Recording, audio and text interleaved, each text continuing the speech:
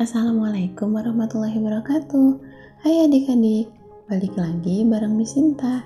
Hari ini kita akan belajar mengenai latihan soal matematika kelas 8 SMP untuk penilaian akhir tahun yang disebut juga UKK ataupun PAS semester 2. Sudah siap semua?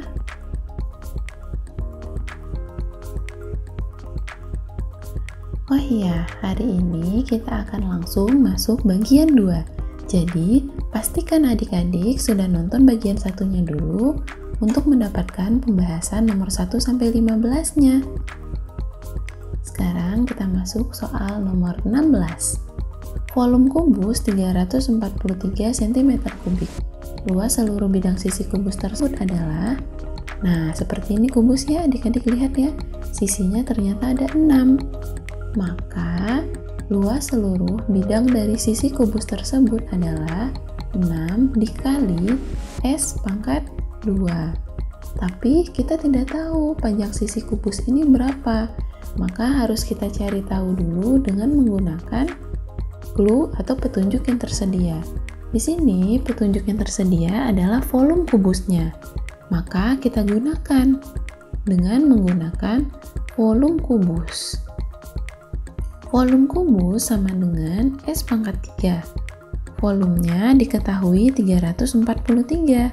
Jadi 343 sama dengan S pangkat 3. Untuk mendapatkan nilai S berarti kita akar pangkat 3 kan si 343. Jadi S sama dengan akar pangkat 3 dari 343 yaitu 7. Kita sudah tahu nih, ternyata panjang sisinya 7. Tinggal kita masukkan ke rumus luas seluruh sisi, yaitu 6 dikali 7 pangkat 2. 6 dikali 49, yaitu 294. Jadi, jawaban dari nomor 16 adalah C. 294 cm3, cm persegi. 17. Banyak diagonal ruang pada balok PQRS TUVW adalah... Nah, diagonal ruang adik-adik masih ingat ya? Jadi, dia menyeberang. Jadi, tidak berada di sisi yang sama. Ada berapa ya diagonal ruang pada balok?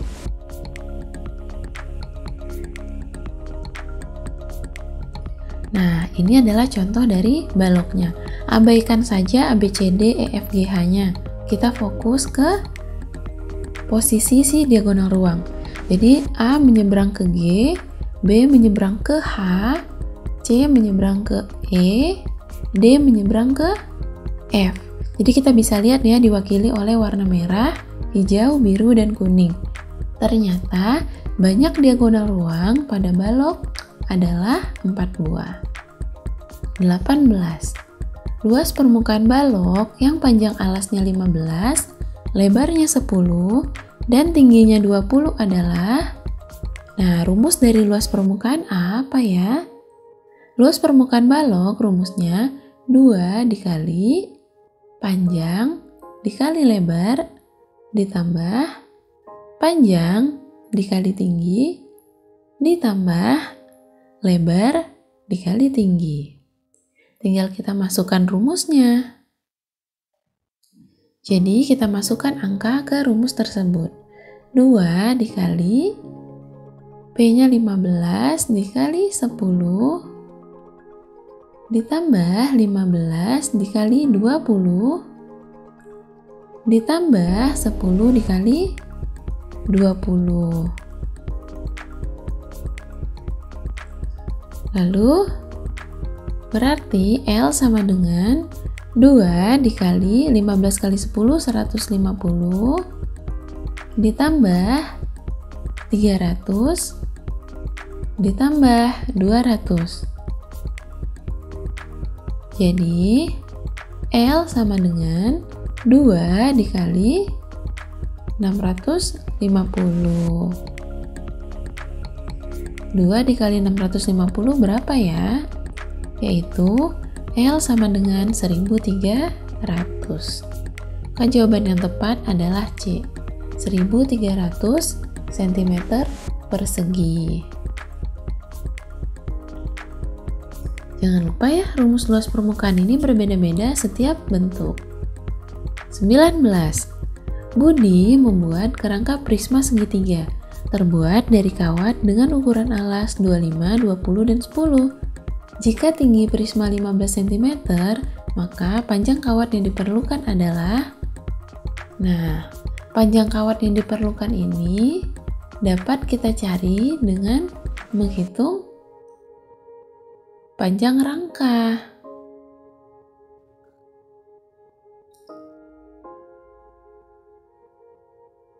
Jadi, panjang kerangka dari sebuah prisma segitiga adalah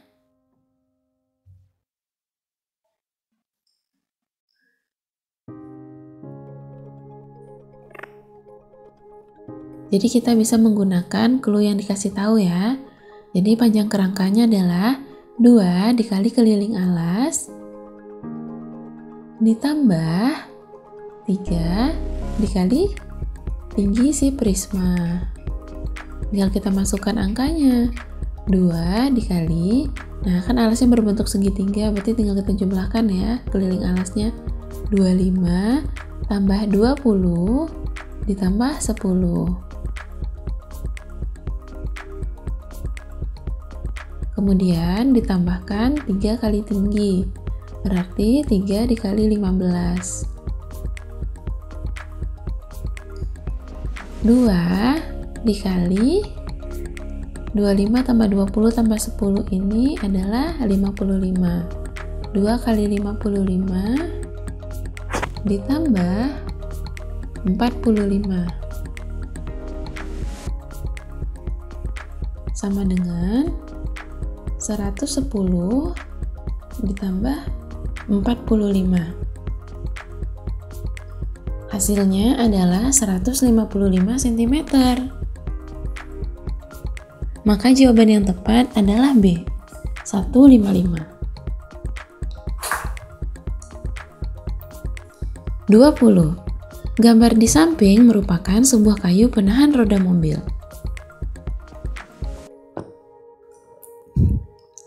Nah, yang ditanyakan luas permukaan ya. Berarti kita dapat menghitung dengan menggunakan rumus luas permukaan prisma, yaitu 2 dikali luas alas ditambah keliling alas dikali tinggi.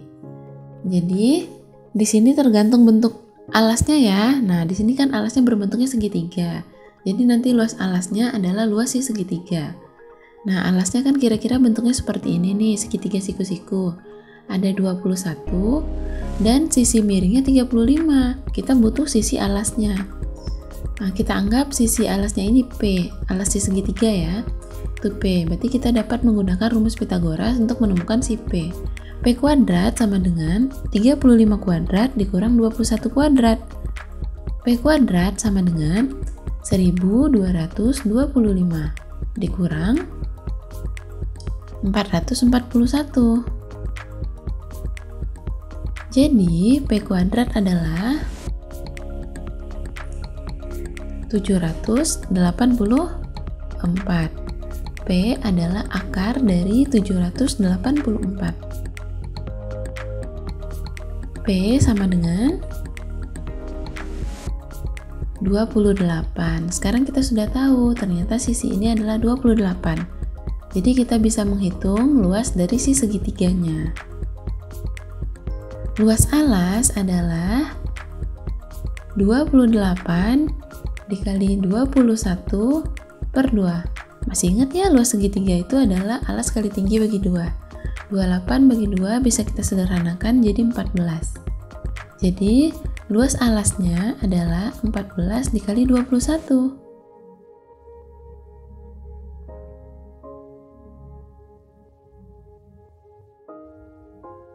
Rp 294. Nah, jadi tinggal kita masukkan ya, 2 dikali 294. Kemudian kita ternyata juga butuh keliling alas. Kita hitung bersama ya. Keliling alas tinggal kita jumlahkan ketiga sisinya. 21 ditambah 28 ditambah 35 sama dengan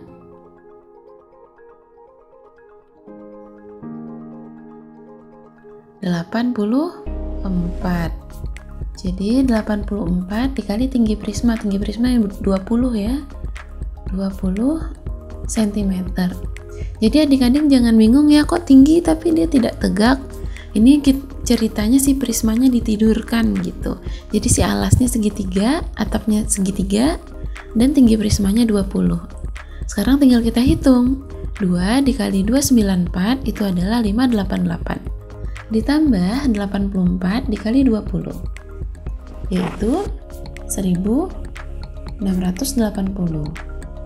588 ditambah 1680, yaitu 2268. Maka jawaban yang paling tepat adalah B.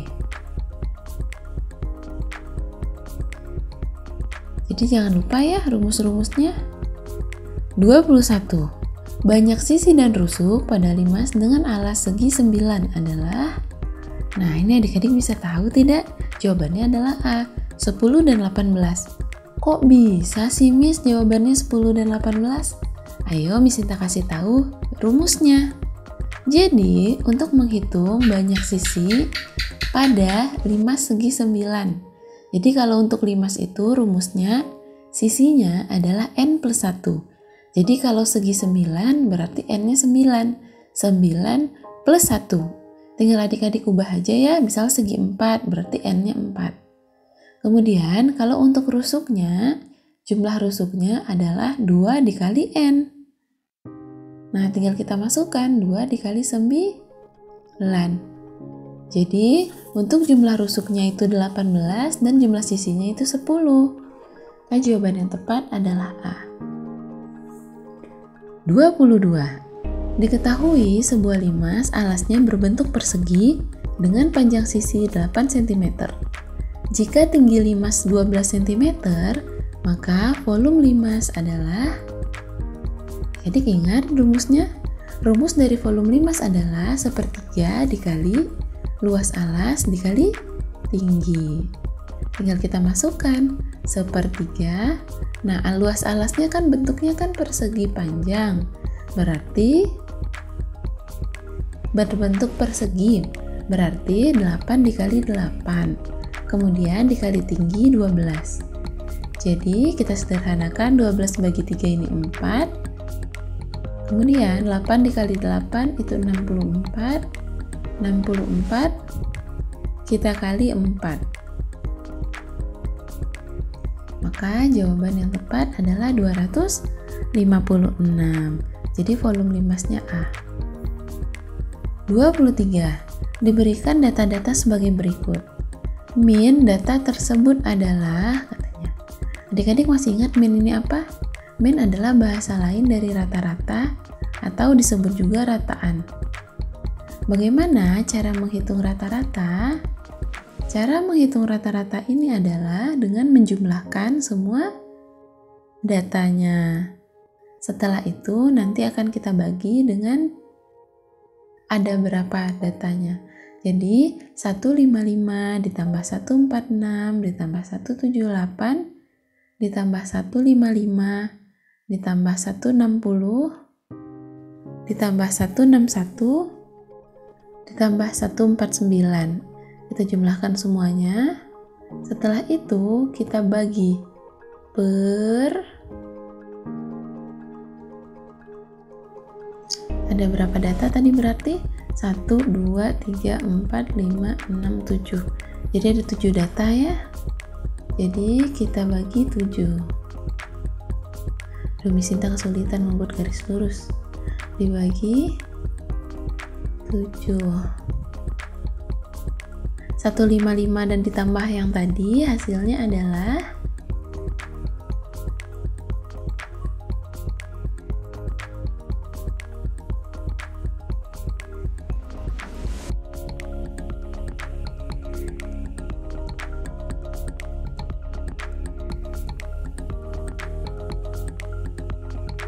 1104. Jadi 1104 dibagi 7. 1104 dibagi 7 adalah B, 157,7.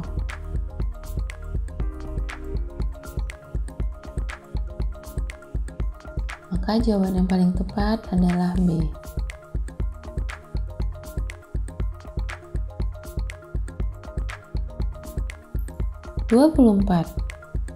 Ini data penjualan beras. Dia nanyanya rata-rata banyak beras yang terjual setiap hari. Tinggal kita hitung ya kalau rata-rata. Kita baca dulu tabelnya, kemudian kita hitung berapa rata-ratanya. Hari Senin terjual 20 kuintal, Selasa 50 kuintal, Rabu 40 kuintal, Kamis 70 kuintal, Jumat 30 kuintal. Nah, sekarang kita hitung rata-ratanya. Tinggal kita jumlahkan 20 ditambah 50, ditambah 40, ditambah 70, ditambah 30. Kita jumlahkan semuanya, kemudian kita bagi 5, karena ada 5 hari ya. Jadi dibagi 5. Sama dengan 210 dibagi 5. Hasilnya adalah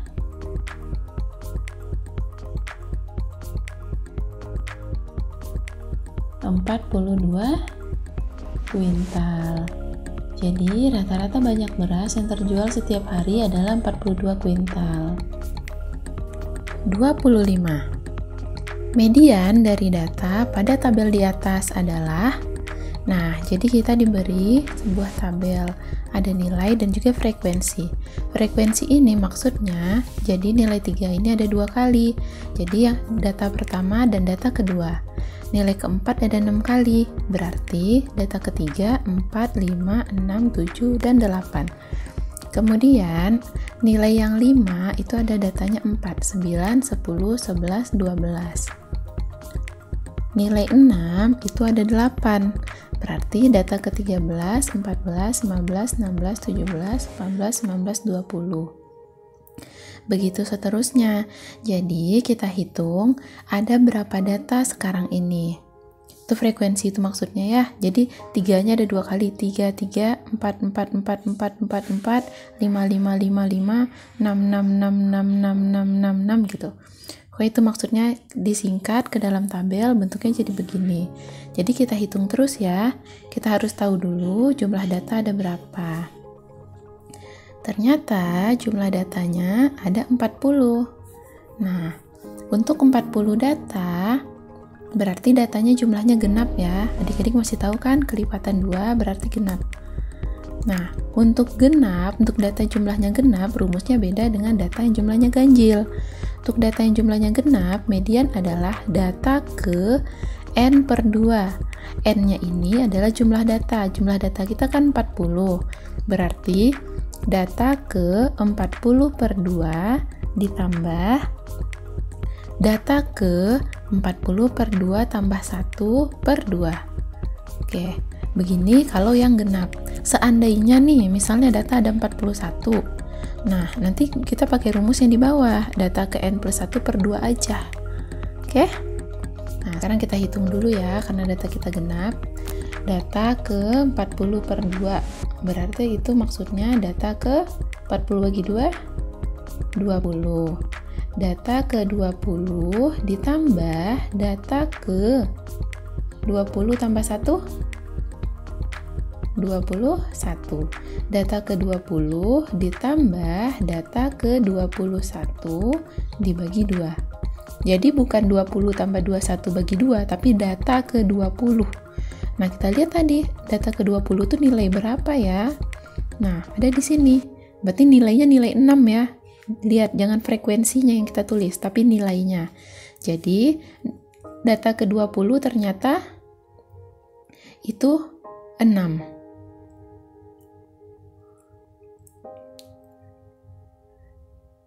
Nah, data ke-21 itu 7. 6 ditambah 7 dibagi 2. Jadi 13 dibagi 2. 13 bagi 2 adalah 6,5. Jadi ternyata mediannya adalah 6,5. Masih ingat kan median nilai tengah? Jadi yang berada di posisi tengah-tengah ternyata adalah 6,5.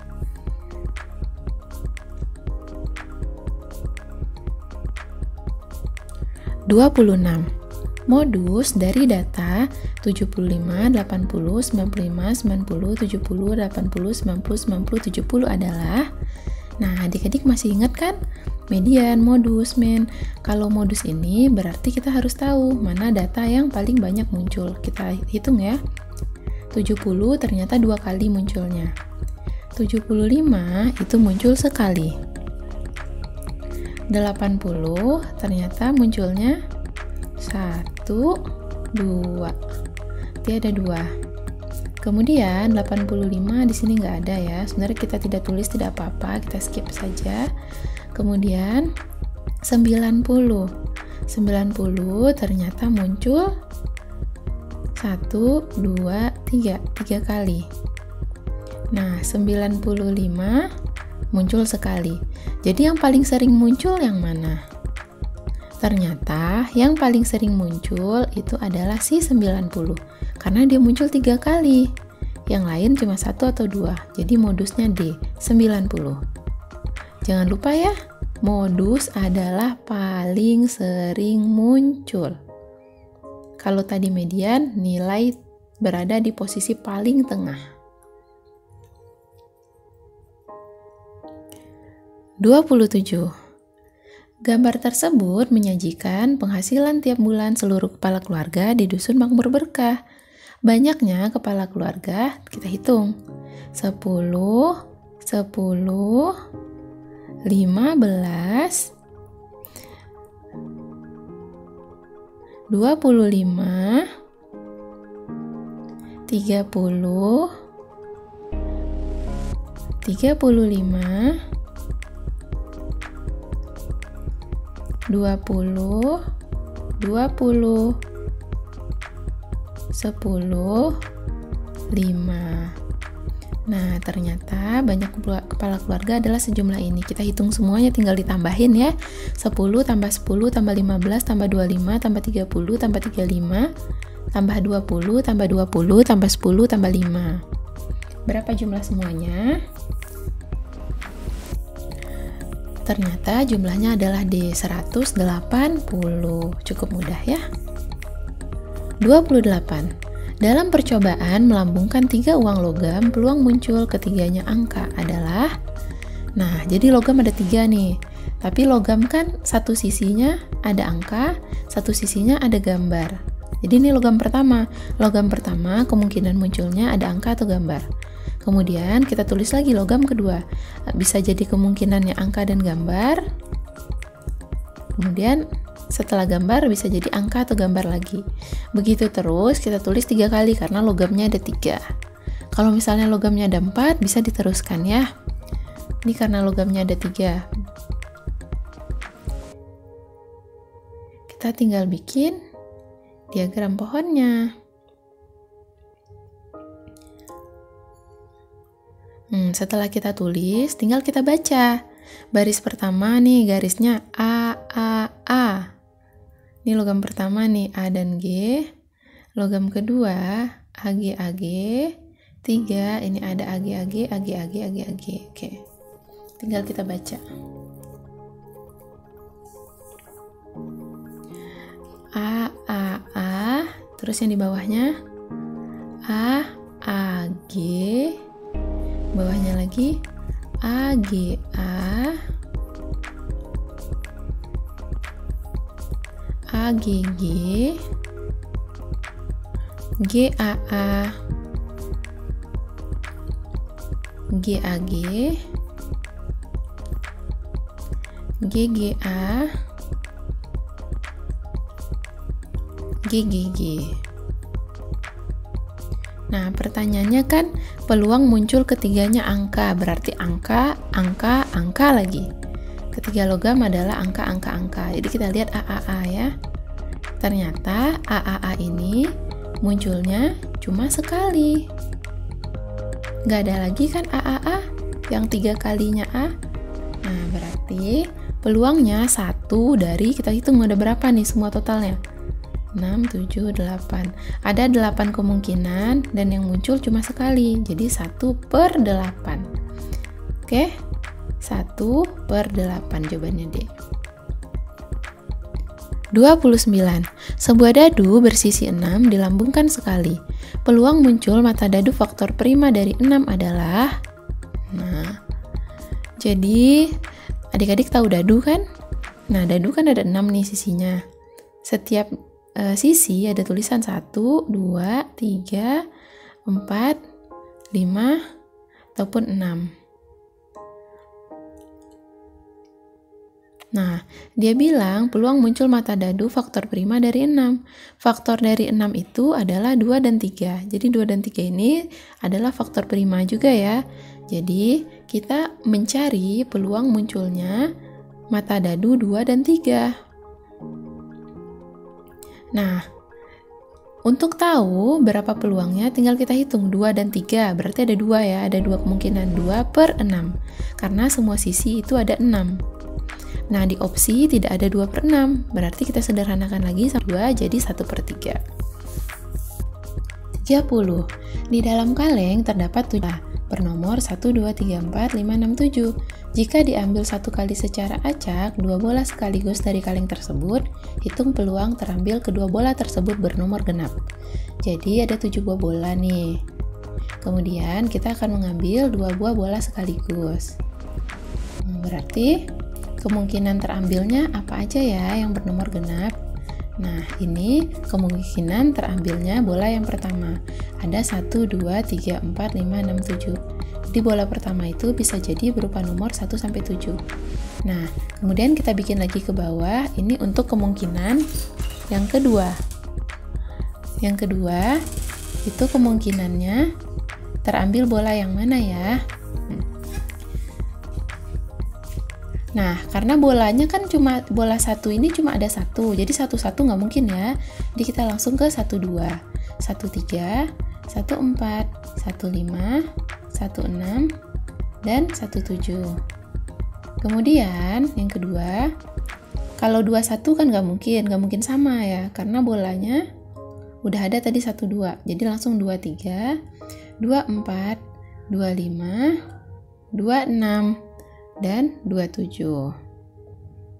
Kemudian untuk 3 kita bisa langsung ya 34, 35, 36, 37. Jadi ingat ya adik-adik, tidak ada 11 atau 22, 33, 44, 55, 66, 77. Karena bolanya cuma ada masing-masing 1.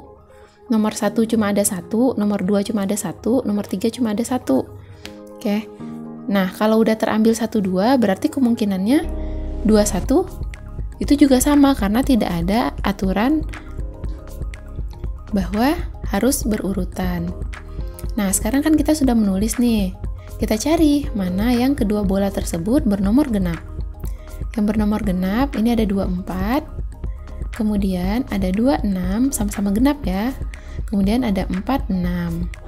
Ternyata ada 3 kemungkinan terambilnya kedua bolanya bernomor genap dengan catatan urutan tidak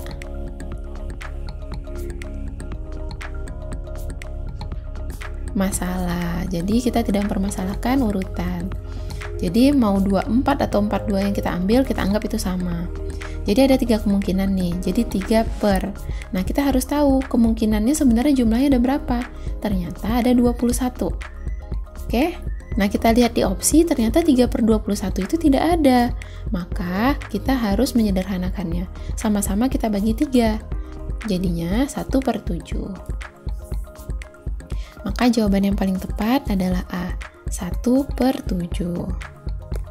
Sampai di sini adik-adik sudah paham? Nah, kita telah mengerjakan 30 soal latihan PAT kelas 8 untuk pelajaran matematika. Terima kasih ya telah belajar bareng Miss Sinta, semoga adik-adik mudah mengerti. Sampai jumpa lagi di bagian berikutnya, karena di bagian 3 Miss Sinta akan bahas tentang esai. Jangan lupa like, komen, subscribe, dan juga nyalakan loncengnya. Lagi.